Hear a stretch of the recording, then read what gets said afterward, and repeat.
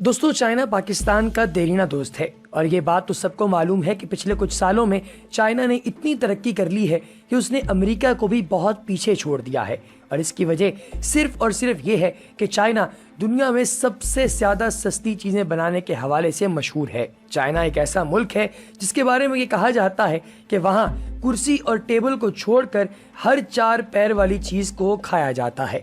China की चीज़ों के बारे में एक कहावत मशहूर है कि चले तो चांद तक और न चले तो रात तक। दोस्तों, आज की इस इन्फॉर्मेटिव वीडियो में हम आपको चाइना के बारे में कुछ ऐसे शर्मनाक हकायक के बारे में बताएंगे जिनको जानकर आप हैरान परेशान हो जाएंगे।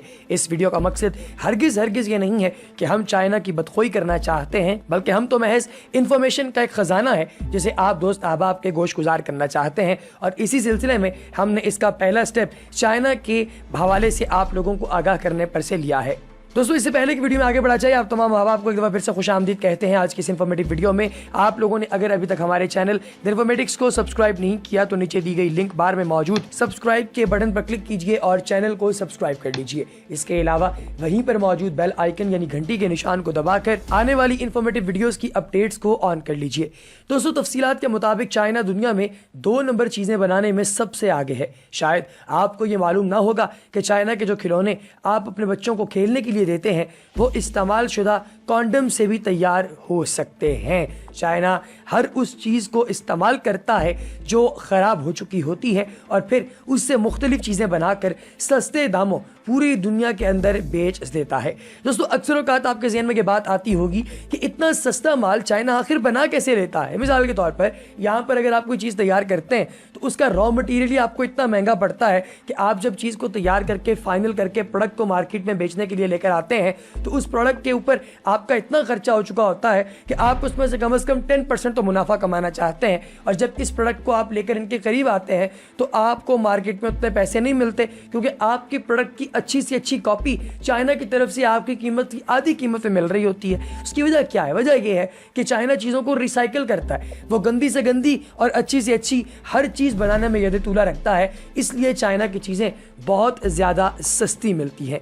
यहाँ तक कि चाइना में नकली गोश्त और चावल भी बनाए जाते हैं। चाइना में कम उम्र बच्चों के पेशाब में अंडों को उबाल कर खाया जाता है, जिसके लिए स्कूलों से बच्चों का पेशाब जमा किया जाता है और उनका मानना है कि ऐसा करने से कमर और जोड़ों में दर्द नहीं होता और इंसानी जिस्म तंदुरुस्त और तवाना रहता है। जैसे कि आप जानते हैं कि चाइना के अंदर एक बड़ी तादाद बुद्धिस्ट मज़हब के मानने वाले लोगों में है और ये सारे के सारे लोग ऐसी रिवायात पर यकीन रखते हैं जो कि आम इंसान के लिए शायद बहुत मुश्किल है डाइजेस्ट करनी, लेकिन ये लोग उस पर बड़ा ज़बरदस्त तरीके से बिलीव रखते हैं। और इन्हीं रिवायात में से एक रिवायत ये है कि ये लोग समझते हैं कि शायद चाइना में बसने वाले लोगों में ये करैक्टर मुकम्मल तौर पर पाया जाता है कि वो लोग किसी भी गंदी से गंदी चीज़ को खाने या उसमें बनने वाली किसी चीज़ को खाने में किसी किस्म की आर महसूस नहीं करते। अगर आप उनको पेशाब में मिक्स हुई हुई कोई चीज़ खिला दें वो उसको भी खा जाते हैं। इसीलिए अगर कोई बंदा चाइना जाए तो बड़ी एहतियात के साथ वहाँ पर खाए पिए, क्योंकि चाइना के अंदर खाने पीने की चीज़ों का बिल्कुल ख्याल नहीं रखा जाता,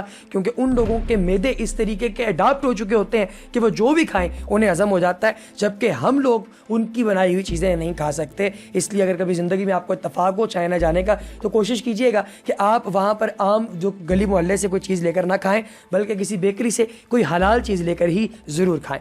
इसी तरीके से दोस्तों, चाइना में कॉकरोच, मगरमच्छ, कुत्ते, बिल्ली और बहुत से कीड़े भी खाए जाते हैं। चाइना में आपको ये जो स्ट्रैंडेड डॉग्स होते हैं, स्ट्रे डॉग्स होते हैं, ये आपको नहीं मिलते। हल्काए कुत्ते आपको नहीं मिलते, क्योंकि जो भी उनको कुत्ते नज़र आते हैं, बिल्लियाँ नज़र आती हैं जो कि बाहर घूम रही होती हैं, उनका वो शिकार कर लेते हैं और उन्हें उठा के वो लाकर साफ सुथरा करके उन्हें पका के खाना शुरू कर देते हैं। लिहाजा चाइना के लोग जो हैं वो कीड़े मकोड़े वगैरह खाने या कॉकरोच वगैरह खाने में कोई यार महसूस नहीं करते। ये जो कीड़े मकोड़े आपको वर्म्स वगैरह नजर आते हैं, इनके बारे में उनका ये मानना है कि ये मुकम्मल प्रोटीन है और बचपन से वो इनको खाते हुए आ रहे होते हैं, लिहाजा उनको इसको भी खाने में कोई भी प्रॉब्लम नहीं होता। चाइना के लोग हर साल डॉग मीट फेस्टिवल मनाते हैं और इस फेस्टिवल में हर साल 25 से 30 हज़ार कुत्तों को मार कर खाया जाता है। एक तहकीक से पता चलता है कि हर साल 40 लाख के करीब बिल्लियां और 2 से 3 करोड़ कुत्तों को मज़ेदार खानों के नाम पर मार कर खाया जाता है। पाकिस्तान वगैरह के अंदर तो लोग वैसे बदनाम हैं कि आप पर ये नाम लगा दिया जाता है कि आप गधे का या कुत्ते का गोश्त खाते हैं। चाइना के अंदर बाकायदा ये गोश्त खाया जाता है और वो इसे बुरा नहीं समझते, बल्कि ये वहाँ की मरगूब तरीन ग़िज़ाओं में से एक होता है। दोस्तों अक्सर औकात आपने ये भी सुना होगा कि चाइना के अंदर लोग जो है वो स्नेक वगैरह खाते हैं, छिपकलियाँ खाते हैं।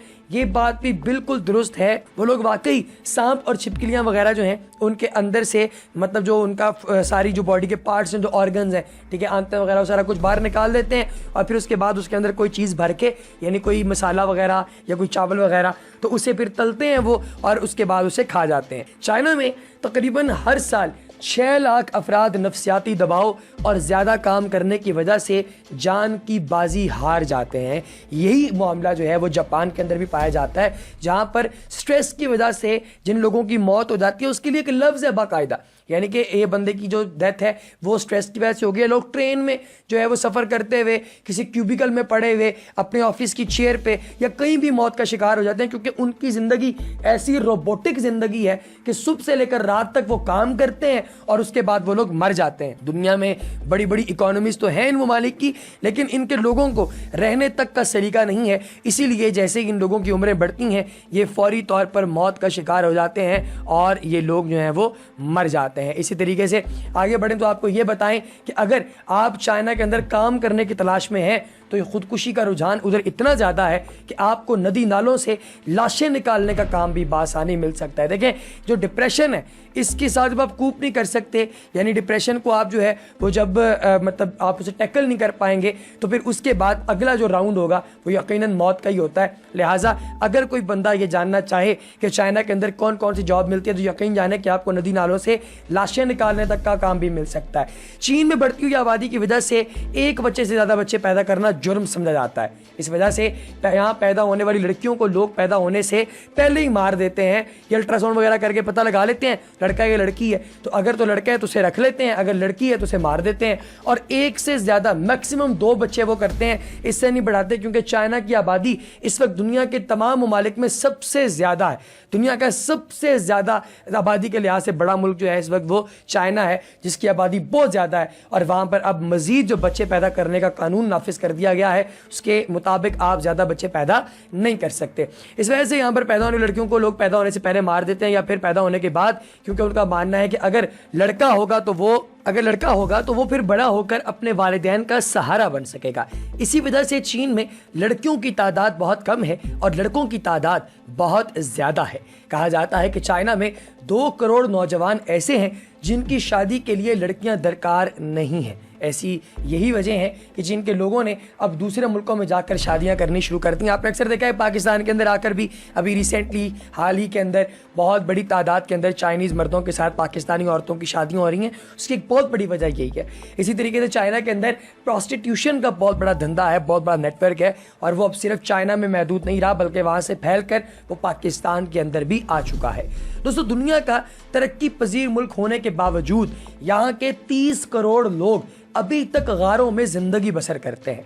यानी वो लोग उनमें से कुछ तो ऐसे हैं जो कि फितरत के करीब रहना चाहते हैं, कुछ ऐसे हैं जो मेडिटेशन कर रहे हैं और कुछ ऐसे हैं जिनको ये लगता है कि गारों के अंदर रहने की वजह से हम लोगों की ज़िंदगी बहुत बेहतर और बहुत अच्छी गुजरती है। और गरीबी का हाल ये है कि इन लोगों का दिन सिर्फ और सिर्फ $1 पर गुजर जाता है। चाइना में हर 10 सेकंड बाद एक बच्चे की पैदाइश होती है। चीन की आबादी तेज़ी से बढ़ रही है और इसी वजह से यहाँ पर पोल्यूशन बहुत ज़्यादा है। दुनिया में अगर कहीं भी आपको सफ़ेद पांडा नज़र आ जाए तो आपको ये जानकर हैरानी होगी कि वो उस मुल्क की नहीं बल्कि चीन की मिल्कियत है, क्योंकि चीन ने दुनिया भर के तमाम पांडों को ख़रीद रखा है। दोस्तों, आपको ये भी जानकर हैरत होगी कि जहाँ दीवारें चीन चांद पर से नज़र आ जाती है या खला में से नज़र आ जाती है, वहीं पर जो यहाँ की आलूदगी है वो भी बाहर से नज़र आती है। चाइना के अंदर इतना घटिया माहौल है कि अगर आपने बीजिंग के अंदर सांस लिया तो सांस लेने का मतलब ये है कि आपकी जिस्म में इतनी ही आलूदगी भर दी जाती है जितनी अगर आप एक पैकेट सिगरेट पीते हैं तो आपकी जिस्म के अंदर आ जाती है। ये और इसके अलावा एक और बड़ा अजीबो गरीब सा शर्मनाक सा मामला जो बीजिंग के अंदर है वो ये है कि वहाँ पे लाल रंग की गाड़ी आप नहीं रख सकते। अगर किसी के पास लाल रंग की गाड़ी है तो हुकूमत फौरी तौर पर वो गाड़ी आपसे जब्त कर लेती है। चीन दुनिया भर में सेक्स का सामान बनाने और बेचने में पहले नंबर पर आता है। यहाँ पर ऐसी यूनिवर्सिटियाँ भी मौजूद हैं जो औरतों के बरा के ऊपर पढ़ने की सनद देती हैं, डॉक्टरेट देती हैं, मास्टर्स की डिग्रियाँ देती हैं अंडरगारमेंट्स पे। इसी तरीके से आपको ये जानकर भी हैरानी होगी कि सन 2002 से लेकर अब तक चाइना के अंदर फेसबुक, यूट्यूब और हर तरह के सोशल मीडिया पर मुकम्मल पाबंदी आयत है। 2010 से लेकर अब तक चाइना के अंदर किसी भी इंसान ने बाहर की दुनिया के साथ सोशल मीडिया के जरिए कोई ताल्लुक कायम नहीं किया।